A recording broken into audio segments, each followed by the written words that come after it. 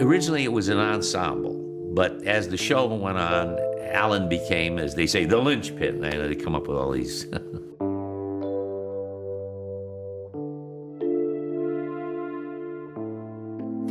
When MASH hit the market in the 1970s, it wasn't expected to become something people leaned on. It was a war comedy, sharp and smart, but no one imagined it would turn into television comfort food. Yet over time, that's exactly what happened. It settled into American living rooms and became the show people came home to. The kind that stayed on even when no one was really watching because it felt familiar, steady, safe. That feeling of safety came from trust. The show felt controlled. The timing was precise. The rhythm rarely slipped. Episode after episode reinforced the sense that everything on screen had been carefully watched over before it ever aired. Because of that, viewers assumed nothing ever slipped through. Every reaction, every movement, every detail felt intentional. But tucked inside that assumption is a scene that made it to air without being corrected. It wasn't reworked later. It wasn't cleaned up. It stayed exactly as it was filmed. That unedited moment is what we're looking at today. So let's slow it down, look closer, and catch the detail MASH left behind, hiding in plain sight. The mistakes, moments, and close calls MASH left behind. MASH didn't ease its way into American culture. It moved in, pulled up a chair, and stayed. What began as a sharp, fast-talking war comedy quickly turned into something deeper. It became familiar, reliable, the kind of show families watched together, even when everyone pretended they weren't paying attention. Week after week, it balanced wit with heartbreak so well that viewers trusted it completely. The writing felt tight. The performances felt lived in. Nothing seemed accidental. And that's exactly why its imperfections matter. Behind the polish, MASH was never as airtight as it appeared. Small mistakes slipped through, timeline hiccups, continuity errors, moments that didn't quite line up if you slowed things down and really looked. Most fans never noticed, not because they weren't paying attention, but because the show had earned their faith. When something felt off, viewers assumed it was intentional. That trust carried the series all the way to 1983, when its finale stopped the country in its tracks. Nearly half of the U.S. population tuned in, making it the most watched primetime episode in television history, a record that still stands. For one night, everything else paused. That's how deeply embedded the show had become. Set during the Korean War, MASH followed a group of overworked doctors and nurses stationed at a mobile army surgical hospital, patching up soldiers while trying to hold on to their sanity. Humor wasn't a gimmick, it was survival. Jokes came fast because the reality underneath them was heavy. The show understood that laughter and grief often sit in the same room, sometimes in the same sentence. But while the characters were dealing with chaos on screen, real life was causing its own complications behind the camera. Take William Christopher, the gentle presence behind Father Mulcahy. During Season 5, Christopher contracted hepatitis, an illness serious enough to threaten his place on the show entirely. Production schedules don't wait, and the idea of writing Mulcahy out wasn't off the table. That's where Alan Alda stepped in. Alda understood what losing the role would mean, especially since Christopher had a young son with autism and depended on steady work. Instead of letting the situation quietly resolve itself in the usual way, Alda did something rare. He wrote an entire episode around Christopher's illness. The episode, fittingly titled Hepatitis, wove Mulcahy's absence into the story rather than erasing him from it. Moments like that sit right alongside the mistakes fans never noticed. Together, they tell a fuller story of MASH, not just as a flawlessly executed television classic, but as a living, breathing production where things went wrong. People stepped up, and a few unpolished details slipped through anyway. The line that hit too close to home on MASH. One of the strangest moments in MASH doesn't come from a blooper, a missed cue, or a background slip. It comes from a single line that passed unnoticed for years, delivered casually, almost as a throwaway. In the episode Hepatitis, Hawkeye Pierce, played by Alan Alda, is doing what he does best, poking, prodding, and needling Frank Burns while pretending it's all just routine medical business. Frank, never missing a chance to complain or dramatize his own suffering, mentions that he has a pea-sized tumor under his sternum. It's said lightly. The moment moves on. No ominous music, no dramatic pause, just another Frank Burns gripe folded into the rhythm of the scene. At the time, It was nothing more than darkly comic dialogue, the kind MASH thrived on. Medical talk mixed with sarcasm, delivered fast enough that you barely had time to process it before the next joke landed. The show trusted its audience to keep up, not linger. But years later, that line took on an entirely different meaning. The actor behind Frank Burns, Larry Linville, eventually passed away from complications related to a malignant tumor located under his sternum. Not near it, not vaguely in the same region. The exact place Frank once joked about on screen. That offhand remark from Frank Burns wasn't meant to linger. It wasn't meant to mean anything. But time gave it meaning anyway. The one-episode gag that became MASH's humor. When MASH introduced Max Klinger, nothing about him suggested permanence. He was loud, he was theatrical, he wore dresses, heels, scarves, and whatever else he could find, all in a desperate attempt to convince the army he was unfit for duty. On paper, it sounded like a one-note joke, the kind of character you bring in once, get a laugh, and quietly move on from. Except that didn't happen. Jamie Farr stepped into the role and gave it far more texture than anyone expected. Yes, Klinger's outfits were outrageous, but Farr never played him as a punchline. There was commitment in every scene and a strange sincerity beneath the comedy that made the character feel human instead of cartoonish. And that made all the difference. At the time, not many actors would have agreed to parade across television screens in dresses and skirts week after week, especially in the early 1970s. Farr didn't flinch. He leaned in. He understood the assignment and then elevated it. Klinger wasn't just trying to escape the war. He was surviving it in the only way that made sense to him. Originally, Klinger was written to appear in just one episode. One appearance, one gag. That was the plan. But audiences didn't treat him like a throwaway character. They remembered him. They laughed with him, not just at him, and the show's producers noticed. Before long, the one-episode joke kept coming back. Each return sharpened the character. The dresses stayed, but the layers deepened. Klinger became loyal, compassionate, surprisingly grounded.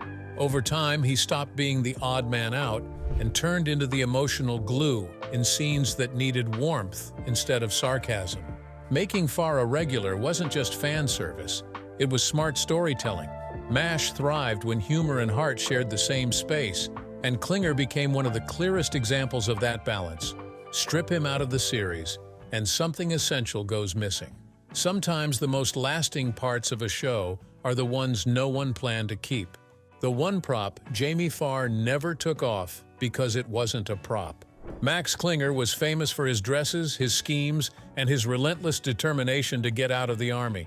That's what people remember first: the chaos, the theatrics, the constant pushback against military life. But beneath all of that noise was a detail almost no one ever questioned, because it blended in perfectly. The dog tags. They were plain, ordinary, exactly what you'd expect to see hanging around a soldier's neck. Nothing flashy, nothing that drew the eye. Easy to miss, even when you were looking right at them. Except they weren't a costume choice at all. The dog tags Jamie Farr wore on MASH were his real ones, issued long before Hollywood ever came calling. Farr had served in the U.S. Army before becoming an actor, and when he stepped into Klinger's boots, he brought that history with him, literally resting against his chest. That choice wasn't about method acting or making a statement. It was quiet, personal, and completely in line with how Farr approached the role. Klinger might have been dodging duty on screen, but Farr never treated the uniform as a joke. Years later, Farr confirmed the detail during an interview included in the Medicine and Martinis box set. He explained that the tags contained everything real dog tags carry: his name, his serial number, and even his religion. That small decision adds a strange layer to Klinger's story, but it also explains why Klinger never felt fake, even at his most outrageous. Beneath the comedy was an understanding of military life that couldn't be taught on a set. The helicopter that time-traveled into MASH. The Season 2 episode For the Good of the Outfit is remembered for its bite. It's sharp, moral, uncomfortable in the way MASH often was when it decided to stop being polite and start being honest. The episode digs into corruption, accountability, and the cost of looking the other way, all while keeping its familiar rhythm intact. But while the story was firmly planted in the realities of war, the set decoration wasn't quite as disciplined. Hanging in Henry Blake's office is a model helicopter that feels right at first glance. It blends into the space. It looks military. It doesn't call attention to itself, which is exactly why most viewers never questioned it. The show had trained its audience to trust the details. Except there's a problem. The helicopter on display is a Bell UH-1 Huey, and that aircraft didn't make its first flight until 1956. That's several years after the Korean War had already ended. In other words, the Huey had no business being anywhere near a mobile army surgical hospital supposedly operating in the early 1950s. It's a small slip, but it's a clean one. What makes the mistake interesting isn't just the anachronism itself, it's where it appears. Henry Blake's office is a place of authority, a space meant to ground the chaos outside. By placing the Huey there, the show unintentionally lets modern military imagery drift backward into a period where it didn't exist yet. And still, almost no one noticed. That's the power MASH had by this point in its run. The writing was so strong, the performances so natural, that visual details like this slipped through untouched. The goodbye MASH refused to soften. There are TV exits, and then there are moments that permanently change how audiences trust a show. The death of Lieutenant Colonel Henry Blake sits firmly in the second category. When MASH crossed that line, it didn't tiptoe. It didn't prepare viewers. It didn't offer comfort. It dropped a bomb and walked away. By 1975, McLean Stevenson had decided to leave the series, confident his career would flourish beyond the 4077th. In most shows of that era, his character would have been reassigned, written into a happy ending, or phased out with a smile and a wave. MASH chose none of that. Instead, Henry Blake made it home, or so everyone thought. The episode sends him off gently. There are hugs, relief, laughter. The war finally loosens its grip on him. And for a brief moment, the show allows viewers to exhale, to believe that at least one good man escaped the damage intact. Then Radar walks into the operating room. No music, no build-up. Just words delivered flat, because that's how bad news usually arrives. Henry Blake's plane was shot down over the Sea of Japan. There were no survivors, that was it. No dramatic cutaway, no final image of Henry. Just stunned silence, frozen faces, and surgeons forced to keep working while absorbing the loss in real time. The camera doesn't look away because the characters can't. At the time, this simply wasn't done. Primetime television didn't kill off beloved characters without warning, especially not ones built on warmth and humor. Prioritization, humor. Fans were furious. Critics were divided. Some felt betrayed. Others felt gutted. But no one shrugged it off. The writers and producers stood firm. They explained that the choice was intentional, meant to strip away the safety net television usually provides. War, they argued, doesn't hand out neat endings. People leave, and sometimes they don't come back, even when they're finally on their way home. That decision didn't just shock audiences. It redefined what a sitcom could say out loud. Henry Blake's death wasn't about punishing a character. It was about reminding viewers that MASH had always been telling a harder story than its laugh track suggested. Comedy had been the entry point. Reality was the point. The one rule MASH, made after breaking its audience. Henry Blake's death didn't fade once the credits rolled. It followed MASH off the screen and straight into the real world, where the reaction was immediate, loud, and impossible to ignore. Viewers didn't just feel surprised, many felt wounded, and they made sure the people behind the show knew it. Hate mail poured in. Not polite complaints, not thoughtful critiques. Raw, emotional letters from fans who felt the show had crossed a line they didn't know existed until it was broken. Killing Lieutenant Colonel Blake had shaken the trust viewers had built over seasons of laughter and familiarity, and for some, that trust didn't bounce back easily. Behind the scenes, the writers and producers paid attention. They didn't regret the choice. They still believed the episode said something important about war and loss. But they also understood the cost. The reaction was so intense that it forced a reckoning, not about whether the moment was powerful, but about whether they were willing to put audiences through that again. That's when the pact was made. From that point forward, if an actor chose to leave MASH, their character would not be killed off in a sudden, devastating way. No more planes going down.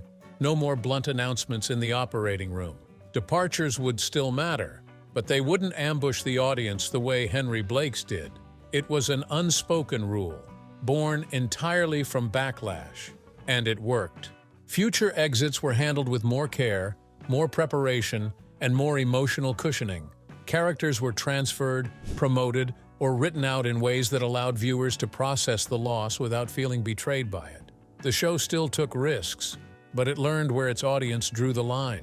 In that sense, Henry Blake's story didn't end with his death. It reshaped the series that survived him. It changed how MASH said goodbye, and it proved that sometimes even a landmark television moment leaves scars behind. The detail Gary Burghoff kept out of frame. For more than 7 seasons, MASH leaned heavily on one steady presence: Radar O'Reilly, the wide-eyed farm boy, the company clerk who somehow knew everything before anyone else did. Played by Gary Burghoff, Radar wasn't loud, but he was essential. He anchored the camp with innocence, loyalty, and an emotional intelligence that cut through the sarcasm around him. What most viewers never noticed was how carefully Burghoff controlled what the camera saw. Born with Poland syndrome, a condition that caused an underdeveloped chest muscle and differences in his left hand, Burghoff made a deliberate decision early on. He didn't want the focus drifting away from the character.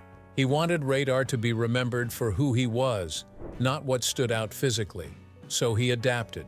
Watch closely and you'll see it everywhere once you know to look. A clipboard always in hand, papers pressed against his chest, one hand tucked casually into a pocket. The movements feel natural because they were designed to be. Nothing exaggerated, nothing distracting, just smart blocking and quiet awareness. It wasn't about shame, it was about control. The haircuts that broke Army rules on MASH. At first glance, MASH looks the part. Uniforms are worn, ranks are respected. The camp runs with military order barely holding chaos together. But once you spend enough time at the 4077th, something starts to feel off. And it has nothing to do with the operating room. It's the hair. As the series moves forward, strict 1950s Army grooming standards slowly loosen their grip. Sideburns creep lower, hair gets fuller. Styles drift closer to the decade the show was filmed in rather than the one it's supposed to represent. The war stays the same, but the barbershop clearly doesn't. There are 2 notable exceptions. Colonel Potter and Major Winchester look like they stepped straight out of a period photograph. Their hair is tight, conservative, and regulation-ready at all times. Nothing trendy, nothing rebellious, just the kind of grooming you'd expect from officers who care deeply about discipline, structure, and how things are supposed to be done. Everyone else? Not so much. Hawkeye, Trapper, and company wear their hair a little longer, a little looser, and a little too stylish for a real 1950s Army unit. It's not outrageous enough to break immersion outright, but it's noticeable once you know what to look for. These are haircuts shaped more by 1970s television than military code. The shift isn't accidental. It reflects how the show itself evolved.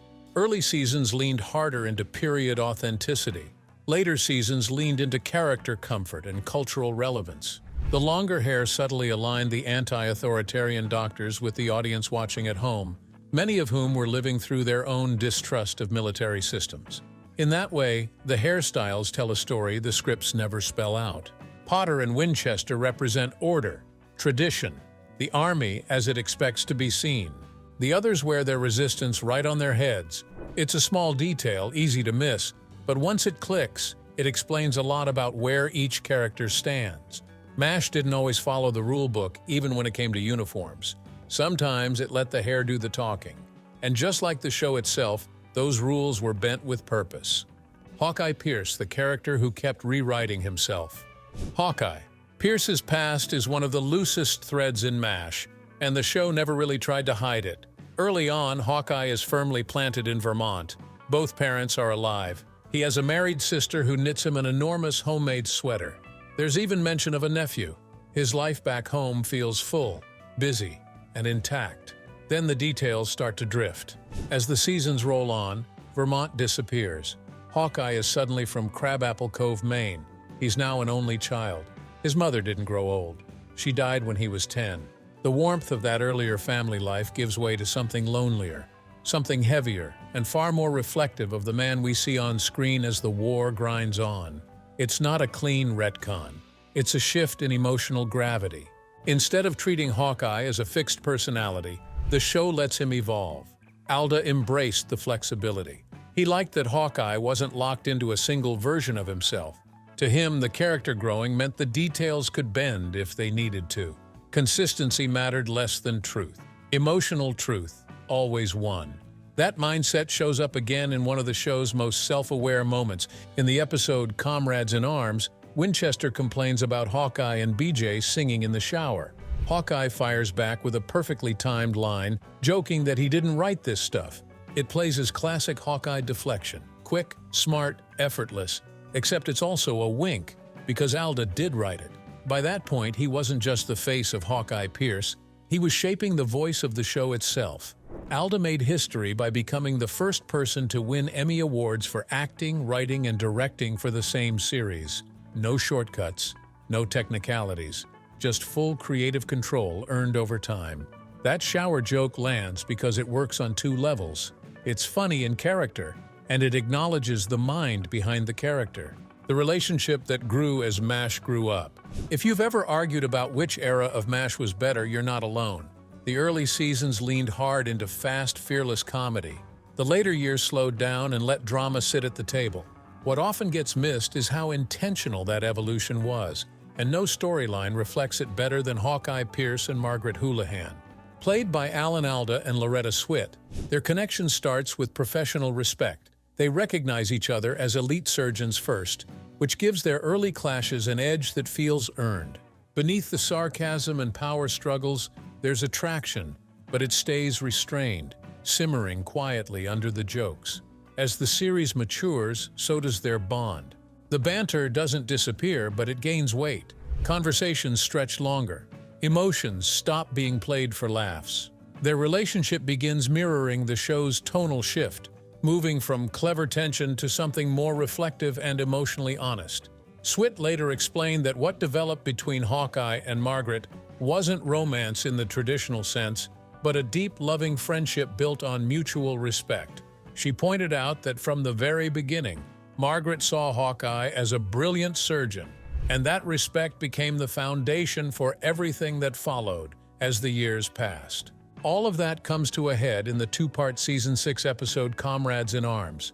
Stranded together overnight under constant threat from North Korean bombing, the distractions fall away. They talk, they open up, and for once they stop deflecting. One intense night follows, not as a payoff, but as a release. It doesn't lead to a lasting romance, and that's exactly why it matters. Swit later revealed that Alda had written the episode several seasons earlier, but the creators hesitated, unsure the audience was ready. When it finally aired, it worked because it captured everything MASH had grown into: humor, fear, tenderness, absurdity, survival. That night didn't change the show's direction. It confirmed it. By then, MASH wasn't just making people laugh, it was asking them to feel everything else too. Why Loretta Swit fought to kill the name Hot Lips. From the very beginning, Major Margaret Houlihan carried a nickname that followed her everywhere, and Loretta Swit never pretended she was comfortable with it. Hot Lips might have landed as a joke, but to Swit, it cut in the wrong direction. In an interview with Fox News Digital, she explained that while nicknames often come from affection, this one felt like an insult. Margaret wasn't a punchline or a body part. She was a major in the U.S. Army, a skilled nurse, and a commanding officer who had earned her place. Reducing her to a nickname undermined everything the character stood for. So Swit pushed back. Not loudly, not once, repeatedly. She admitted later that her persistence probably became exhausting for the writers, but she didn't back off. To her, this wasn't just about one character on a television show. It was about the women watching at home, especially those supporting the military, who deserved to see competence and authority treated with respect. She kept reminding the writing staff that Margaret was more than the label slapped on her early in the series, more than the joke, more than the shorthand. And over time, it worked. The nickname began to fade. Margaret Houlihan stepped forward in full. Her authority became clearer. Her emotional depth deepened. The show stopped leaning on the gag and started honoring the person behind it. That shift didn't happen by accident. It happened because Swit refused to let it slide. The night MASH stopped America and ended with a kiss nobody forgot. On Monday night, February 28, 1983, television didn't just win the evening, it owned the country. 77% of everyone watching TV in the United States was tuned into the MASH finale, Goodbye, farewell, and amen. That translated to 121.6 million people sitting still for 2.5 hours, watching a show say goodbye. The numbers alone tell the story. When MASH debuted in 1972, a 30-second commercial cost $30,000. By the time the finale aired, that same half-minute of airtime sold for $450,000. Advertisers weren't just buying space, they were buying history. But for all the spectacle, the finale didn't end with explosions or speeches. It ended with something far more uncomfortable. One last kiss. Bringing comrades in arms full circle, Hawkeye and Margaret share a farewell kiss so long, so awkward, and so emotionally loaded that it visibly unsettles everyone still standing in the room. It isn't romantic in the traditional sense. It's messy, lingering, and it lands exactly because it refuses to be neat. Loretta Swit later summed it up simply, calling it the longest kiss in television history. And in that moment, it feels earned. Not because it's dramatic, but because it closes a relationship that evolves slowly, unevenly, and honestly across 11 seasons. There's another layer to that scene most fans appreciate only in hindsight. Alan Alda, who directed the finale, and Loretta Swit were the only two main cast members to appear in both the series premiere and the series finale. They opened the show together, they closed it together. That symmetry wasn't accidental. After the show ended, Alda wrote Swit a note thanking her for the chance to fully realize Margaret's journey, from caricature to complex, fully formed human being. The finale, Swit later reflected, was about honoring every character and satisfying an audience that had lived with them for over a decade. That final kiss wasn't about romance. It was about closure, about history, about letting go when the whole country was watching, and for one night, America let MASH have the last word. What MASH episode is still your favorite to this very day? Let us know in the comments below. Don't forget to like, share, and subscribe. Also, click the next video shown on your screen. You will enjoy it.